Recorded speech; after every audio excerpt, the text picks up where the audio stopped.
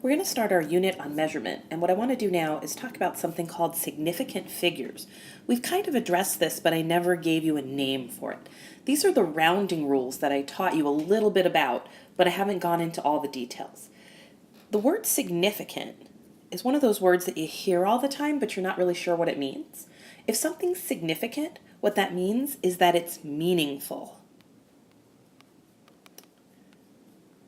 So for example, if I said to you that he gave me a significant look, what I mean by that is that the look he's giving me tells me something about what he's thinking. It's meaningful, right? If I said to you that something is insignificant, what I'm trying to tell you is that that thing is so tiny it doesn't even matter. It's not meaningful. Now the word figures refers to numbers. Sometimes we use the word digit instead of figure. Digits and figures both mean numbers. It's the symbol for numbers. So significant figures are meaningful numbers. Numbers that mean something. Why? Because you measured them. Any numbers that you actually measure are significant. Numbers you don't measure are not considered significant. Let's say that I'm measuring the length of an object, maybe, like a pencil or something. And let me just draw that pencil in here. Here's my pencil, and it has a little point on it, like that, okay? And where the red arrow, the up and down red arrow is, that's where the pencil stops. So if I use the ruler on the top, I'm going to get more information than if I use the ruler on the bottom. And that's because the ruler on top has more divisions, more sublines, right? So between the 2 and the 3 up here, I have 10 little mini divisions. Down here, I don't have any. So if I were to use the measurement on the bottom, the best I could do is estimate this digit. I know that I have 2, let's say this is a centimeter ruler. I know I have 2 centimeters, and I'm somewhere between 2 and 3, and what I've got to do is I have to estimate how far between 2 and 3 I think I am. And if I think I'm exactly halfway, I could go 2.5. Now, to me, it actually looks like it might be closer to 2.4, but some people might think it's a little further and it might be 2.6. Nobody could say that you're wrong if you're estimating, right? I mean, if you said 2.3, I think people would say, that seems like you're way overestimating that. If you said 2.7, you could probably say you're overestimating. But if you said 2.4, 2.5, 2.6, I don't think anybody could argue successfully against that. It could be any one of those numbers.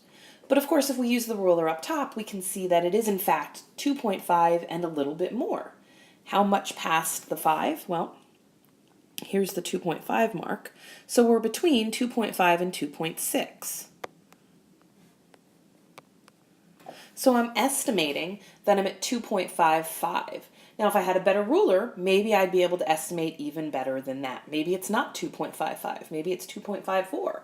Maybe it's 2.56. But again, it's got to be pretty much one of those 3 numbers.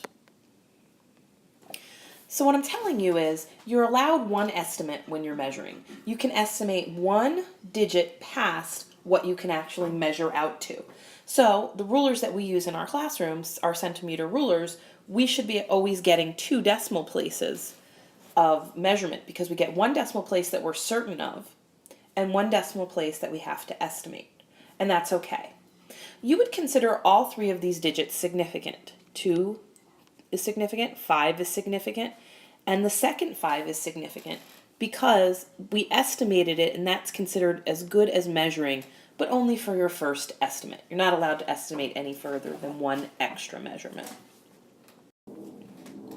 So the first thing you need to learn to do in order to use significant digits or significant figures properly is you need to know how many significant digits there are in any given number.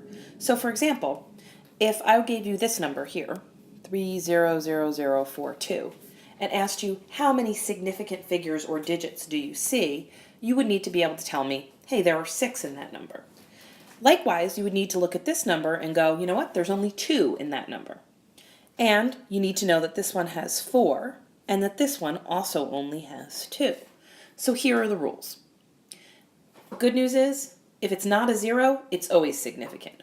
All non-zero digits are significant, and any zeros that are trapped, like these three here, between the 3 and the 4, are also significant.